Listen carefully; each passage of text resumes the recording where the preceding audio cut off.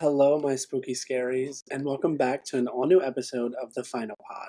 I'm your host, Ezra Rivers, and this is the show where we dive headfirst into all things eerie, macabre, and downright spooky. After a much needed mental and creative breather, I'm thrilled to be back in your ear holes, serving up fresh chills and thrills. Before we jump into today's spine chilling episode, don't forget to hit that 5-star rating if you're enjoying the show, and follow us on Instagram at The Final Pod. Tell your friends, gather your ghoulish gang, and let's make this a listening party to remember. Now, let's sink our teeth into this week's episode. Okay, so quick little spoiler alert. We're diving into Longlegs today, so if you haven't seen it yet and want to avoid any spoilers, now's the time to scurry away and come back when you're ready. For those who dare to press on, or really couldn't care less about spoilers, let's get into the nitty gritty. Okay, so yes, this is an episode about Longlegs. But I did want to mention that I have seen Maxine, and I'm honestly just a little disappointed in it. Okay, so I feel like as much as I was like itching to really like devote an entire episode to it, I just can't because one, and I hate that I'm even saying this, but one, it wasn't really memorable to me, and and like in the sense of like X and Pearl, right? Like I truly still remember scenes from X and Pearl and like dialogues and moments and big like things that creeped me the fuck out. But like with Maxine, it just really didn't hit what it needed to hit for me. And like I know, like Maxine was supposed to be this big grand finale of this trilogy, but it just kind of left me feeling like I'd been promised a haunted house and ended up in a fun house. Like it's definitely not a slasher film to me. Like when I think of slasher, I think of big chase scenes, um, face-offs with the killer and these big moments and then this big grand finale, which like yes, Maxine does follow like the horror tropes and the genres, but it just didn't give that like slasher feel that you get from X and Pearl. Like the Pearl trilogy, Maxine, whatever the hell it is, it was rooted in the slasher genre, starting with X. You know, you get the whole Texas Chainsaw feel, group of people, unknown place, killer on the loose, killers, whatever the case may be, but it stuck to being a slasher film. And I thought with us getting the backstory on Pearl and even that being a slasher, I really thought we were in this like slasher trilogy. And honestly, truly, like Maxine even seemed to kind of waltz through the plot without ever truly facing any real danger. Like, yes, she has her moments. She has these, the alleyway, and she has this cop after her who's trying to take her down or whatever the case may be. But it just, it doesn't really feel like it's about Maxine. It feels like it's about the world and the time. And it's very film noir, which is beautiful and it's fun, but it just wasn't what I expected. It really didn't quite hit the high notes that X and Pearl did for me, and I was really looking forward to how the final chapter would wrap things up, but it just didn't deliver quite the punch that I was expecting. As I said, the film noir elements were interesting. The setting was great. It's a timepiece, and it was done well. Um, the cast was great, but I don't know. I really don't know. I just feel like everything else that made the film what it was, like the time and the elements and the set and the Night Stalker being like the backdrop of everything, which was just a nod to the time in Hollywood where it was at that time. It just kind of overfelt. Wow, it felt like it overshadowed the character of Maxine herself, and I think we have been following this character and the story for 2 films now. Well, more so just Maxine and X, but the trilogy, it all ties into itself. And I think that was another thing that we were missing. I feel like we were so closely tied to Pearl and the events of Pearl and X that Maxine completely darted away from it and just had the past like haunting her, quote unquote, which was cool. I get it, it's like the next phase in her life, so everything is gonna haunt her, but I just feel like maybe if like what was going on was tied back to Pearl again, or like if her dad knew Pearl. Like, I don't know. I just think it needed to tie in better. They very much feel like three standalone films, and it to me, with Maxine being the closing of the trilogy, it just doesn't feel like a trilogy closer. And maybe, I mean, I've heard that this is the end of it. Maybe it's not. I don't really know. Would I care to see anything with Maxine again? I don't know, and that's not the actress. I love the actress. Mia Goth is amazing, but it just I don't know. I think we're good on Maxine. I think we can just wrap up her story. And I mean, like, 24.99 for to buy the digital, and that's how excited I was that I actually paid the money for it. And I was like, oh, I could have waited for this to stream. I mean, it could be a case of like it needs a second watch, and I'm willing to give it that just because I don't know if I'm missing what everyone else saw, but I feel like a lot of people really loved this film, and I see where they loved it, but I don't know why, if that makes sense. Um, yeah, as I said, Mia Goth is a gem. Love her. I'll watch anything she's in, and I did enjoy the first two films in the series, but Maxine just didn't really quite do it for me. I saw the twist coming from a mile away as well. And yeah, I mean, give it a watch when it's on streaming. I'd say don't spend the money on it. I know that's fucked up, but I wouldn't spend the 24.99. I would just wait until it's on streaming. But yeah, she was cute. It was what it was. It was like a Friday night movie in my bedroom, which was cool and fun. But yeah, it wasn't really for me. But anyway, enough about that Hollywood story in a teacup. Today's spotlight is on Longlegs, the terrifying movie starring Nicolas Cage and Micah Monroe, which absolutely made my skin crawl in the best way possible.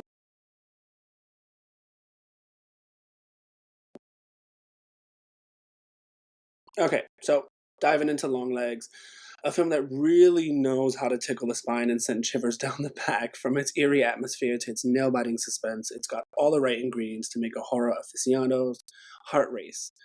If you're as excited as I am to dissect the spine chiller, stay tuned because we're getting into it right now. Um, okay, Longlegs. Longlegs is very much its own entity of a movie, right? I think I went into this with the mindset that it wasn't necessarily a horror movie, but more of a suspense, thriller, mind fuck of a trip that you go on, a la Silence of the Lambs or like The Shining, where it's more of like a deep dive into the psychological versus the jump scares and the things that we're so used to making us jump.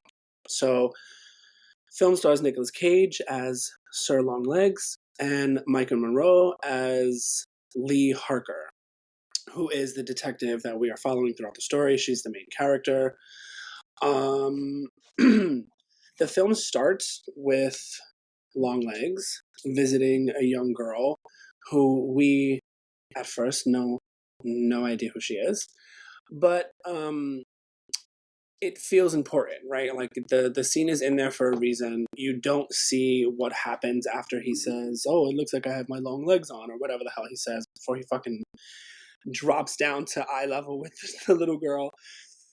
And but it really sets the tone for the atmosphere and very much the world that we're being brought into. So from the opening scene, you really get a sense of like mystery and very much that this person who we first see pull up in the car, and then from the time that the little girl gets from her window to outside, that person's not there. Like you're getting the boogeyman vibes from Longlegs right off the jump. So opening scene, you're already like, ew, who is he? Why is he? Get him away. Not to mention he looks like I think a lot of people when the promotional campaign was going around and we got that clip where it's like Micah Monroe's heart rate was whatever when she first saw Nicolas Cage's long legs, and then we see that scene of her kind of staring at him, but we don't see him yet.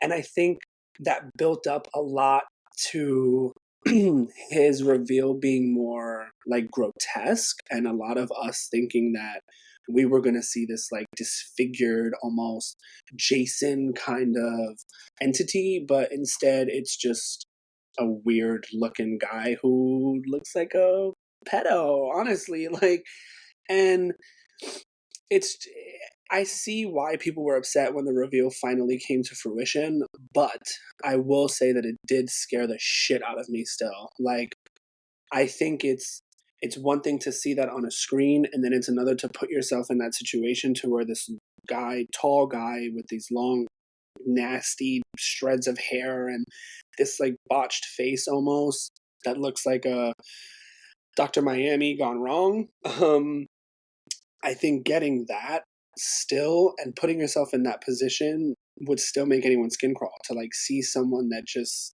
I don't want to. I like. I'm treading lightly with my words to say that he not that he looks like not normal, but it's just not the normal way that you would see a man, right? Like not every man looks like that as you walk down the street. That's what I'm trying to say. And seeing that is shock value, right? So I think they really played into that where we were meant to believe that we were going to see almost like a monster, and then when we didn't, you still realize that you are looking at a monster regardless. He just doesn't look like how you thought he did. And I thought that was interesting. I truly thought I was going to see some like Jason looking dude who like crumpled head and whatever the case may be. And it wasn't, but it was still scary. And so the film opens with that scene, and then we get into the story, right? And now we're following Lee Harker, who is on this case, and she's getting involved in the Longlegs stuff, and yeah, it's a ride that I'm not going to spoil every single thing for. It's definitely um suspenseful. It's very nail biting. It made my skin feel all nasty and itchy. And I think that horror like that, for me personally, is the best form of horror.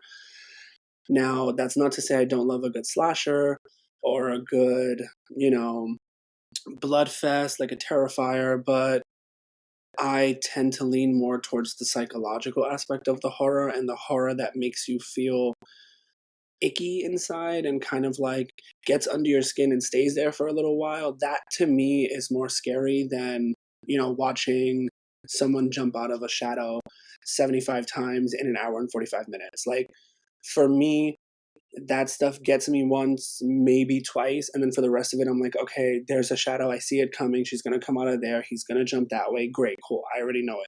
But with this stuff, it gets into your mind, and I think that makes great new age horror.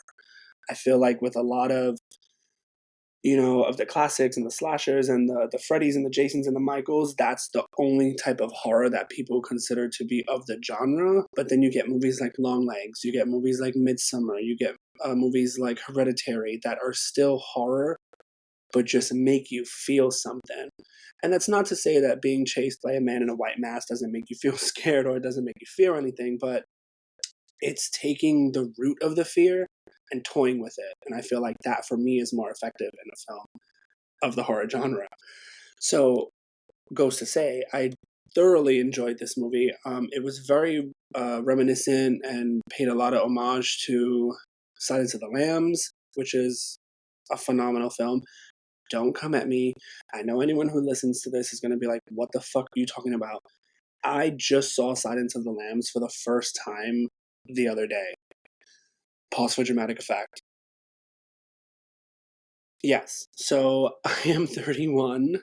Age reveal. I'm 31, and I have just seen Silence of the Lambs, which is insane to me. One, because it's fucking phenomenal, and it's so well crafted. It's so well done.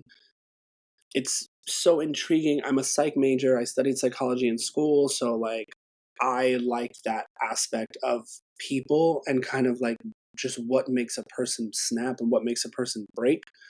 And so I find myself drawn to these sort of like true crime or just rooted in reality of like a person just losing it or just being a downright psychopath and just walking around eating people like Hannibal Lecter, like stuff like that. It's just creepy. It's more grounded in reality for me, and it makes it scarier. With that said, Longlegs did what Silence of the Lambs did, as well as Hereditary and Midsummer. Like it just made you feel something other than just the fear of not knowing what's behind a door. and I love that. So I thought this movie was great. Um, anyway, so yeah, so we are following Lee Harker, and what I thought was gonna happen didn't happen. So where I thought this was gonna be, as I said, Silence of the Lambs, reminiscent of Seven, sort of just like a detective chasing a psychopath around and until he gets him, or whatever the case may be, serial killer until he gets him. And it was and totally was not. So there's a lot of Satanism and occultism in this movie. Um, I I was getting the hints of it, and you get the hints of it throughout the movie, but until it's fully revealed, like what's going on, it's insane. It's such a wild ride. It was so much fun to kind of go on this journey with Lee, and I think it's so well made to where they're showing you the evidence and the clues, and you feel like you're on this journey with her, and you really feel part of the investigation. And there were moments where I was like, damn, I kind of want to like pause the film, look at her notes on like the deciphering of the code, and like try to decipher it before she does, and then see if we match the same deciphering codes, whatever the case may be. Like that's how the movie made me feel. It made me feel very immersed in the world of Longlegs and in the story being told, with Lee Harker and the connection she has to Longlegs that she doesn't even remember. And then you get into why she doesn't remember and what's really going on. And it's just not a man that thinks Satan is his god and is running around killing people. It's so much more. There's a supernatural element to it that I don't think would have worked if it was part of the marketing. And I'm going to clear up what I mean by that. So I feel like if the movie was marketed as like a supernatural detective horror thriller, I truly think it would have been too much for people, and I think it would have turned audiences away. I think when you see it play out, it's told so beautifully and paced so well in three parts, and you really get the ebb and flow of everything. I think if it was marketed as what the movie fully is, a lot of people would have been confused, and a lot of people wouldn't have ran to the theaters as they did without knowing really what's going on. And so I think the marketing was genius. It worked very well in its favor because truly the movie is about a man who has worshipped the devil so much and has made basically a deal with the devil. And if you know anything about cults and Satanism, anytime you make a deal with the devil, there's no easy way out of it, right? It's never just so cut and dry. You do this, you get this is the outcome. There's always a twist, and the devil is always lying to us. And so with that, you're given that pretense of, okay, we know that when someone generally plays with this type of shit, it doesn't go well, right? But what is it? What's exactly going on? And so we get to the climax of the film, which is the revelation of who Longlegs, what he is, who he is, and who's working with him.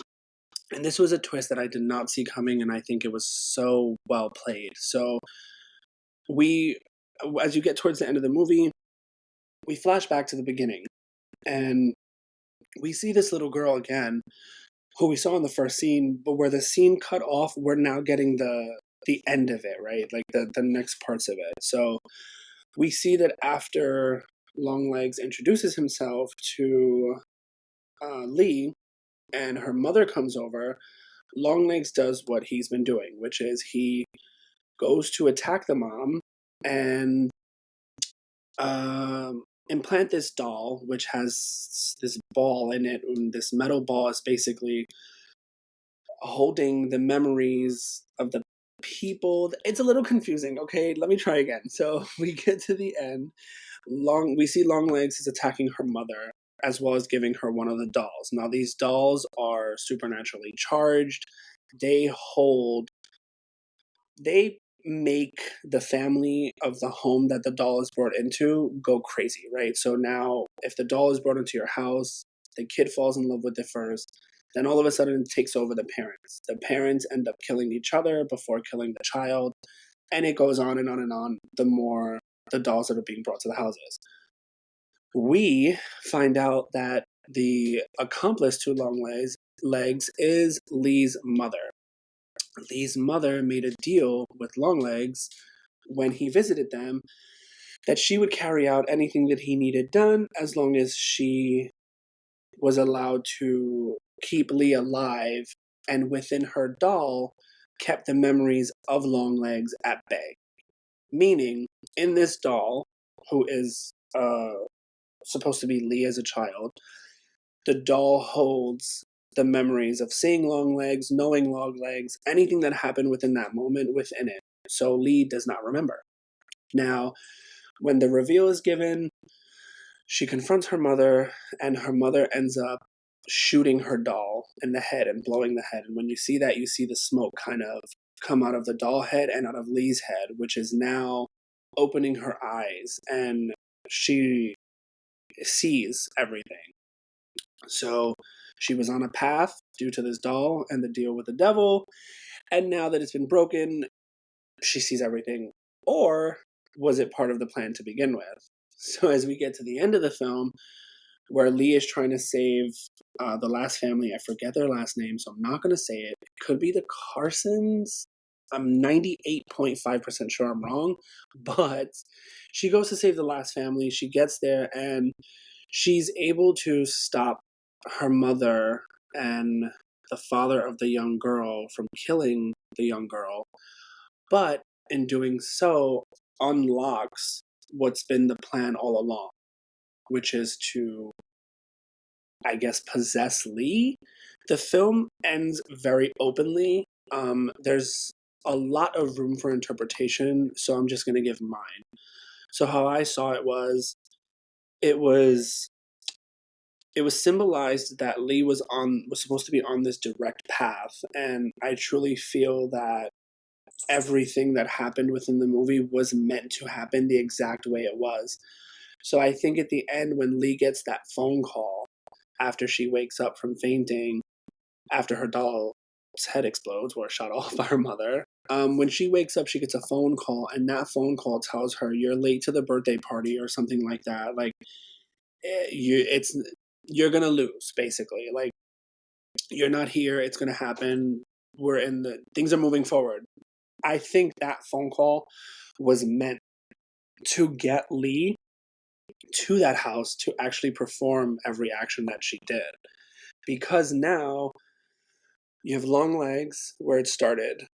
Longlegs transferred whatever he was what harnessing, whatever satanic spiritual energy he was harnessing onto her mother, who was then the new successor, right? So Longlegs dies, he kills himself, and then her mother starts again, right? So she starts delivering the dolls again, which means that whatever was harnessing Longlegs transferred into her mother, now causing her to reactivate in a sense, let's just say.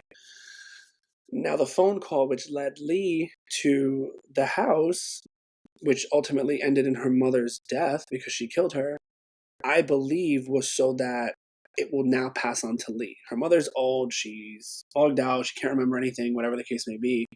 And so I think this was now just a passing of the right onto Lee.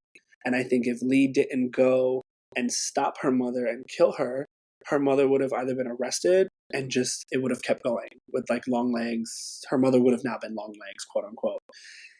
So now it's like, as the viewer, do we see this as the chain has been broken? Because we see Lee staring at the doll at the end and then she kind of smiles. So it's like, is it now passed on to Lee, or are we now breaking the cycle and she smiles because she knows it's over, right? I personally believe that she is now possessed by whatever is, going into these dolls or this satanic deal that's been made and been passed down. I think it's now in her. And while I don't want a sequel, so please don't ever give it to us, just let us have this and it be whatever we think it is. That's where I think it goes. I think it goes to now Lee is the new successor of this demonic entity that's been killing people or whatever the case may be. And with that, Lee now has a young girl who is now orphaned because her parents are dead and will probably stay with Lee. and it's gonna start over again, right? Lee will oh, excuse me. Oh my god, that was odd. Anyway, um, so yeah, I think it's just gonna keep going, right? I think that's what it's supposed to signify, that a deal with the devil is never really over. It never really ends. It just kind of keeps going and it manifests and then it becomes something else. And we pass it down through the deal that we make for our young ones or whatever the case may be. All in all, I thought it was a fucking great film. Um, I definitely want it on Blu-ray. I think I want to add it to my collection. I thought it was a lot of fun. It was very interesting. I didn't see the whole like doll supernatural like packed with the devil coming at all, and it's the first time in a long time that I haven't been able to kind of call a horror movie before it happens. So I was definitely like shocked and surprised, and I'm glad I didn't run into the theater when everyone was like hyped about it. I like that I had my lights low, my little drinky drink, my little popcorn, and I just kind of sat down and watched it. And I think I was able to really fully grasp what the movie was, and because of that, I really enjoyed it. It was a lot of interesting elements that they pulled from. It was a lot of nods to old psychological thrillers from previous years. You know, it was a perfect bundle of just the concoction to make you feel like icky, and I love that. I love those movies. Um, and yeah, I don't want a sequel ever. I don't want a prequel. I don't want anything. I think let it be, let it live. It was phenomenal as is, and it should be left completely alone.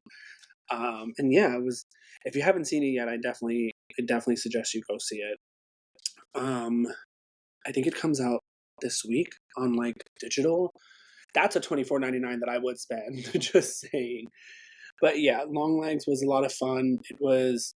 I'm also a sucker for anything like satanic, in the sense of, not that I practice it, not that I practice it, but you know, it's always interesting, and it's always fun to see different iterations of like Satanism and cults and witchcraft and all that kind of stuff, like all the supernatural stuff that really takes a linear path when you watch horror movies based around it. There's not a lot of uh how do you say, like, there's not a lot of variety when it comes to like possession or supernatural stuff. You know, you get like a young girl possessed by the devil, priest possessed by the devil.